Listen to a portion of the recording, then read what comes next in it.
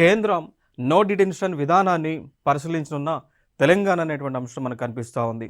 So ఇక్కడ no detention అంటే ఇది దేనికి సంబంధించింది అంటే స్టూడెంట్స్ ఎవరైతే 5th క్లాస్ 8th క్లాస్ చదువుతూ ఉన్నారో, జనరల్గా గతంలో విద్యా వ్యవస్థలో మనకి 5th క్లాస్ 8th క్లాస్ ఖచ్చితంగా పాస్ అవ్వాల్సి ఉండేది. వారు కనుక 5th క్లాస్ ఫైనల్ ఎగ్జామ్స్ కానీ 8th క్లాస్ ఫైనల్ ఎగ్జామ్స్ కానీ పాస్ అవ్వకపోతే మళ్ళీ వాళ్ళు అదే క్లాస్లో ఉండాల్సినటువంటి అవసరం ఉండేది. సో దీని వలన మనకి డ్రాప్ అవుట్స్ అనేటువంటివి పెరుగుతూ ఉన్నాయి, ఇల్లిటరసీ రేట్ అనేటువంటిది పెరుగుతుంది.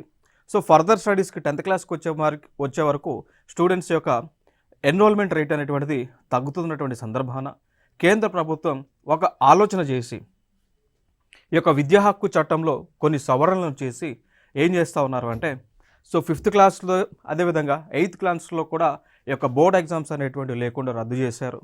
ఫర్దర్గా 5th క్లాస్ కంప్లీట్ అయిపోయిన తర్వాత ఫర్దర్గా 6th 7th అట్లా చదువుకునేటువంటి వెసులుబాటుని కల్పించడం జరిగింది.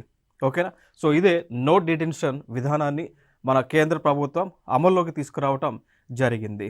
అయితే ఇక్కడ మనం మాట్లాడుకోవాల్సి వస్తే దీనిలో వారు పొందుపరిచినటువంటి ఇంకొక అంశం ఏంటి అంటే, ఎవరైనా కానీ 5th క్లాస్ పాస్ అవ్వకపోతే ఫైనల్ ఎగ్జామ్స్ మళ్ళీ వితిన్ 2 monthsలో మళ్ళీ వాళ్ళకి రీ ఎగ్జామ్స్ పెట్టండి అని చెప్పేసి ఈ యొక్క నో డిటెన్షన్ విధానంలో కేంద్రము మార్గదర్శకాలను విడుదల చేయడం జరిగింది.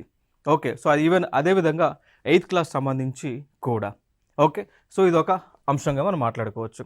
అయితే ఇక్కడ తెలంగాణ ప్రభుత్వం దాని గురించి అంటే అమలు చేయాలా లేదా అనేటువంటి దానికి సంబంధించి రివ్యూ మీటింగ్స్ అనేటువంటి కండక్ట్ చేస్తూ ఉంది.